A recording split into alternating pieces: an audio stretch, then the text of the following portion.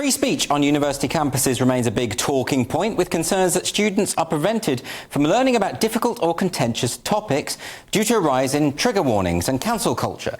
Two students were so determined to fight such forces that they set up Speakeasy, a student-led pro-free speech movement which is going from strength to strength. And on Wednesday night, the organisation will host its first event, a debate in Parliament on the motion, do private companies have the moral authority to censor legal online speech? So here to tell us more, I'm delighted to welcome Omar Loubak and Barwell. So, Omar, I'm going to come to you first. You've been on the show before, of course. Now, Speakeasy, just talk us through why you set this up. You're at Royal Holloway, right? So thanks for having me on again. That's all right. So as I was here last time with the Claire Fox situation, yeah, and we felt, so our personal debating societies and many debating societies all across the country was not doing enough for free speech. So there's multiple cases of it being cancelled. So in Royal Holloway, then in Cambridge with the Charlie Bentley Astor situation, and Barwell's situation, which you will talk about in a moment. Because you'd invited Claire Fox to speak, and that was cancelled, right? Yeah, unfortunately. And wasn't she speaking on free speech and talking about the need for debate?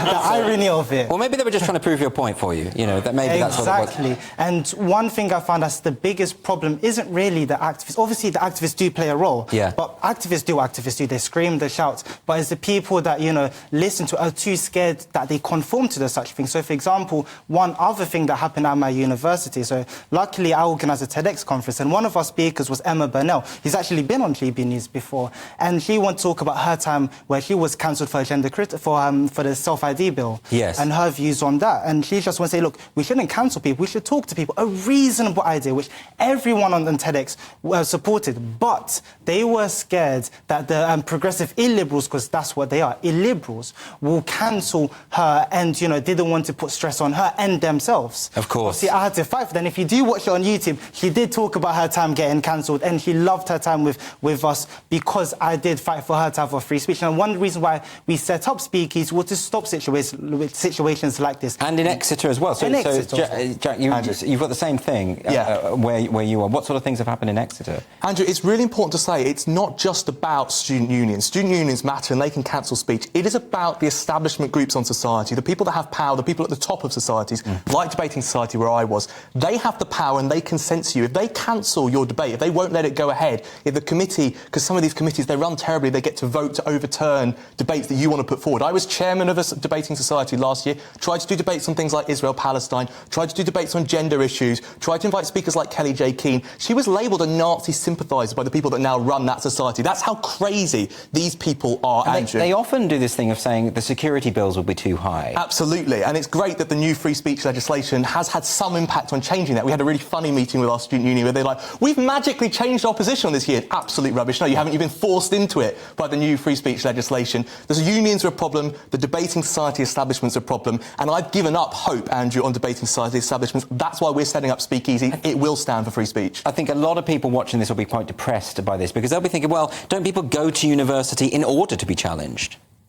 A lot of people do, but because of the power that activists do, is that they feel scared to do it. So if you talk to these guys personally, what are your views on free speech? Do you think that we should cancel X, Y, Z speak? Say, no. But they don't want to be labelled racist, homophobe, transphobe, and, like, let me take a step back. Our job here is, in a sense, to kind of give a voice to those voices, to make them feel comfortable enough to know, look, we're not going to listen to those, you know, crazy, loony, progressive illiberals. Yes. We're going to, you know, say our views and know that we are protected by people like Speakeasy who stands for the right of free speech. But when the NUS set up the notion of no platforming decades ago now, it was very specifically about fascists. It was about saying we don't want fascists on campus. The problem today, of course, is that people with reasonable points of view are branded as fascist, and they fall, therefore, under this. Well, this is the issue, Andrew. I ran to be Debating Society president in Exeter because I thought that the members needed a say. The ordinary people in our society, they want free speech, and it's the establishments at the top that don't let it. I was branded a fascist. A campaign was started, Operation Stop the Fascists, to try and stop me becoming president simply for standing for free speech. So because the fascists were very for free speech, that was their thing, wasn't it? Yes. That was why that's the idiocy of the argument, is that you literally had to be a fascist to stand for free speech. We should have gone round the hall and gone, hands up if you're a fascist, because simply, if you were for free speech, you became a fascist. I very nearly won that election, Andrew. I came within 4 votes, and it was really sad that I wasn't able to win it. But at least that showed that 47% of our membership did not buy into the notion that you had to be a fascist to be for free speech. And that's why we're trying to show them there is an alternative. Speakeasy is that alternative. So, talking to people like you and then talking to other students that I've spoken to when I give talks on universities, I'm quite encouraged that a lot of students still want to have these debates and discussions. But a lot of people say that students are all snowflakes who don't want to discuss. Is that an unfair caricature? I think it is. Again, it's just a loud minority because they are loud.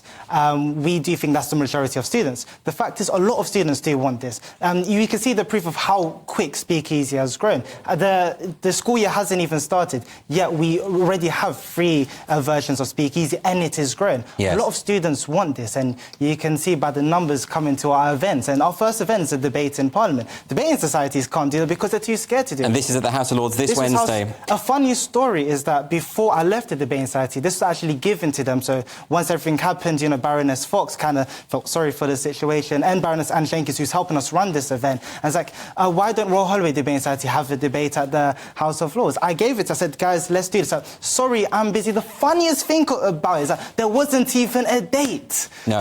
Well, you've got it now, and very, very quickly, Jack, how can people find out more about you? They can go onto our Instagram pages. We've got an extra Speakeasy. We've got a Royal Holloway Speakeasy. They can come and attend the debate. We'll be doing a summary. And just very quickly, Andrew, you talk about attendance to events. We've set up our extra Speakeasy.